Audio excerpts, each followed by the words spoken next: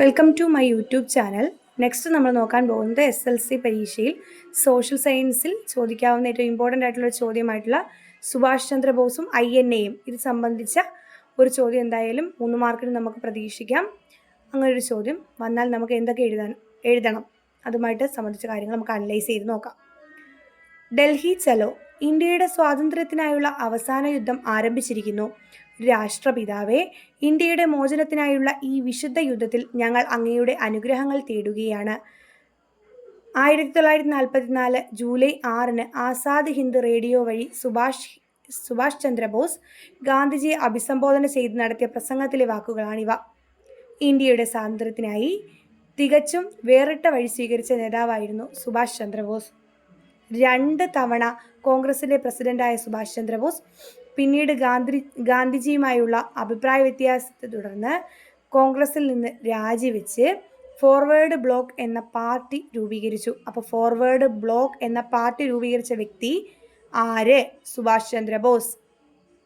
എത്ര തവണ സുഭാഷ് ചന്ദ്രബോസ് കോൺഗ്രസിൻ്റെ പ്രസിഡന്റ് ആയിട്ടുണ്ട്? 2 തവണ. 2 കാര്യങ്ങൾ ഓർത്ത് വയ്ക്കുക.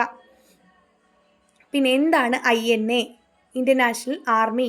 ബ്രിട്ടീഷ് ഇന്ത്യൻ പട്ടാളത്തിൽ ഓഫീസറായിരുന്ന മോഹൻ സിംഗാണ് ഇന്ത്യൻ നാഷണൽ ആർമിയുടെ രൂപീകരണത്തിൽ മുൻകൈയെടുത്ത വ്യക്തി.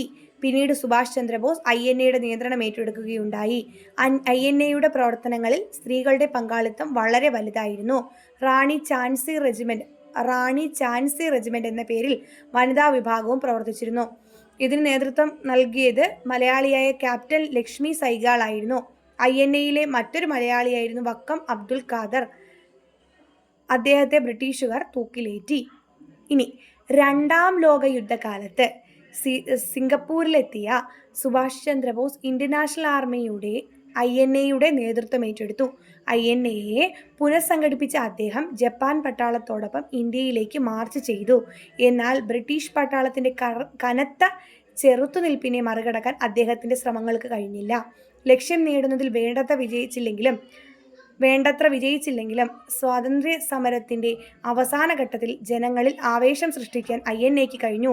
2ാം ലോക യുദ്ധം അവസാനിച്ചതിനു ശേഷം ബ്രിട്ടീഷുകാർ പിടികൂടിയ INA ഭടന്മാരെ ഡൽഹിയിലെ ചെങ്കോട്ടയിൽ വെച്ച് വിചാരണ ചെയ്തു. കേണൽ പ്രോൺ സൈഗാൾ, കേണൽ GS ധില്ലൻ, ഷാനവാസ് ഖാൻ തുടങ്ങിയവരെ വിചാരണ ചെയ്യുന്നതിനെതിരെ വലിയ പ്രക്ഷോഭങ്ങൾക്ക് രാജ്യം സാക്ഷ്യം വഹിച്ചു. ജവഹർലാൽ നെഹ്റു ഉൾപ്പെടെയുള്ള കോൺഗ്രസ് നേതാക്കൾ വിചാരണ വേളയിൽ കോടതിയിലെത്തി. ദേശദ്രോഹികളല്ല, ദേശാഭിമാനികൾ എന്ന പേരിൽ ലേഖകൾ പ്രചരിക്കപ്പെട്ടു. യുദ്ധാനന്തര കാലത്ത് ബ്രിട്ടീഷ് ഭരണകൂടം നേരിട്ട ഏറ്റവും വലിയ വെല്ലുവിളിയായിരുന്നു INA ഭടന്മാരുടെ വിചാരണക്കെതിരെ നടന്ന പ്രക്ഷോഭങ്ങൾ.